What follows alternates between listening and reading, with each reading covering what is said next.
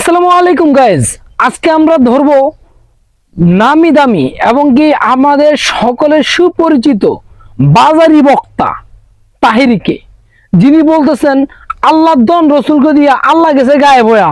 আসলে কি বলবো, আপনারা শুনুন। আল্লাহর দন রাসূলকে দিয়া কি আল্লাহর দন কারে দিছে? আবার আল্লাহর দন রাসূলকে দিয়া গেলেন আল্লাহ গায়েব হইয়া।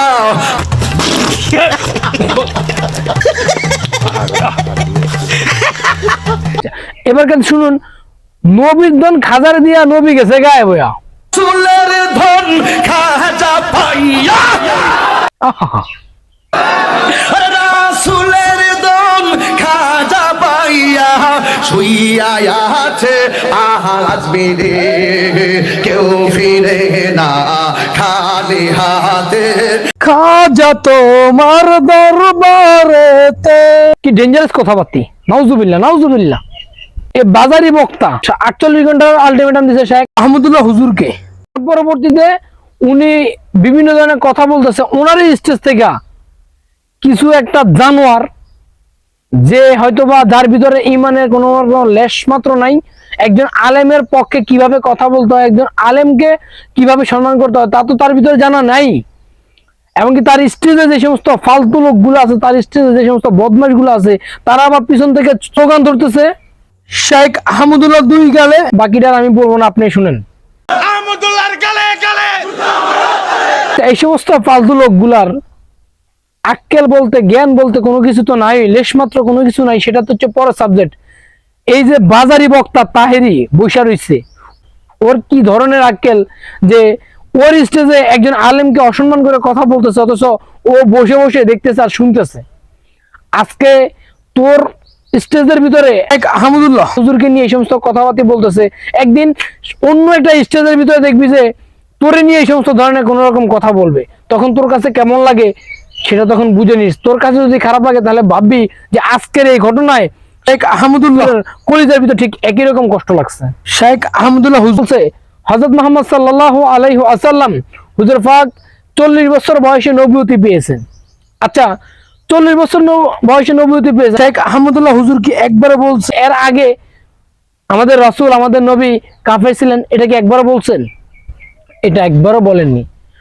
কিন্তু এই বিষয়টা নিয়েও এই বদমাইশ, এই কুলাঙ্গার, এই বাজারি বক্তা, এই বাউল যে সমস্ত কথা বলছে সেটা আপনারাই শুনুন। 40 বছর পরে নবুয়তি পায়া নবী হইছে। এর আগে তো তিনি নবী ছিল না। তো নবী ছিল না, তো কি ছিল? সাল্লাল্লাহু আলাইহি ওয়াসাল্লাম কিন্তু বেঈমান ছিলেন না। তিনি নবুয়ত পেয়েছেন 40 বছর বয়সে। এর আগে কোন ধর্মের উপরে কায়েম করতেন? এর উত্তর শেখ আহমদুল্লাহ হুজুর দিয়েছে, সেটা আপনারা একটু শুনুন।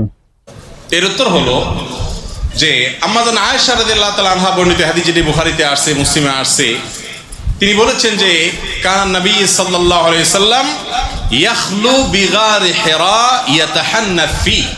নবী সাল্লাল্লাহু আলাইহি সাল্লাম নবী হওয়ার আগে হেরা গুহায় গিয়ে ইবাদত বন্দেগী করতেন। ইয়াতাহান্নাফ এর তরজমা ইবনে হাজার আসকালানী রাহিমাহুল্লাহ অনেকে বলেছেন ইয়াতাহান্নাফ, অর্থাৎ ইব্রাহিম আলাইহিসসালামের যে দ্বীন হানিফ ছিল, ওই দ্বীন হানিফের উপরে তিনি অটল থাকতেন, অবিচল থাকতেন। সমাজের বিভিন্ন অপরাধ, এগুলোর যে আপনার কি বলে এটাকে, এগুলোর যে ছোঁয়া, এগুলোর যে আঁচ, এগুলো নবীজি সাল্লাল্লাহু আলাইহি সাল্লামের গায়ে তিনি লাগাতে দিতেন না, বরং তিনি হেরা গুহায় গিয়ে আল্লাহর ইবাদত বন্দেগী করতেন। ইব্রাহিম আলাইহিসসালামের যে মিল্লাত ছিল, মিল্লাত ইব্রাহিমী যেটাকে বলা হয়, এই মিল্লাত ইব্রাহিমের উপরে নবী করিম সাল্লাল্লাহু আলাইহি সাল্লাম ছিলেন। তাহলে তার নবুয়তের আগের যে সময়টা, এই সময়টাতে তার যে দিন ছিল, এটা ছিল দিন ইব্রাহিম। কোন দিন ছিল?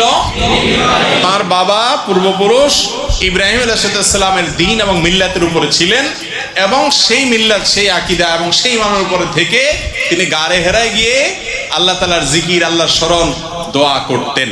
আমি বলতে চাচ্ছি, এই যে বন্ড তাহিরি, তাকে বলতে চাচ্ছি, এই ভিডিওটা যদি কখনো তোমার সামনে গিয়ে পড়ে তাহলে এই প্রশ্নের উত্তরটা তুমি জেনে নিও। কারণ তুমি যে কথার কারণে শেখ আহমদুল্লাহ হুজুরকে বিভিন্ন ধরনের কথা বলেছো, কটূক্তি ভাষায় কথা বলেছো, এমনকি তাকে 48 ঘন্টার আলটিমেটাম দিয়েছো। এই কথাগুলো তুমি শুনে নিও। কাউকে কোন রকম ছোট করার আগে, হেয়পূর্ণ করার আগে, কারো বিরুদ্ধে কোন রকম কথা বলার আগে অবশ্যই তার পুরো ভিডিওটা দেখে তার পরবর্তীতে মন্তব্য করতে হয়। আর অবশ্যই তোমার হয়তো বা এই প্রশ্নের তো জানা নেই, সেই জন্য তুমি এই সমস্ত কথাগুলো বলছো। আজকে শেখ আহমদুল্লাহ হুজুর যে উত্তরগুলো দিছে এখান থেকে শিখে নিবা।